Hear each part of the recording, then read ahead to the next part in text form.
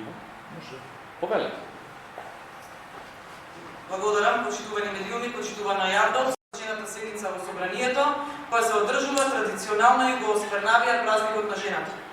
Дополнително, пред некој ден, пратеничката и председателка на клубот на пратенички, Јованка Тренчевска, со манипулативна изјава за соопштението од клубот на пратенички, за кое што ниту беше на дневен ред, ниту имаше кворум на таа координација, изјави дека сме го поддржале, па сме се повлекле, денеска слушам различни инсинуации, но клубот на пратенички, да подсетам, како неформално тело, во кое сме имале некогаш и жестоки расправи, сме носеле одлуки со консензус за добровит на жените во општеството.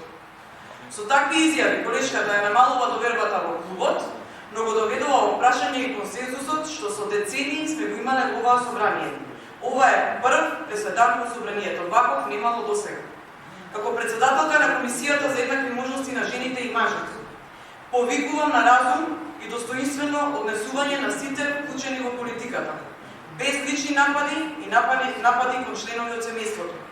Во собранието, да подсетам, имало и по-брутални напади, и тоа напади кон жени од премиер, вице-премиер, и сега треба да паднам на нивното ниско ниво и да барам извинување за тоа што со години ме нарекуваа врата, терорист, убиец, и тоа од нивни жени пратенички. Па ниту ја кренав јавноста, ниту бара поддршка, ниту извинување.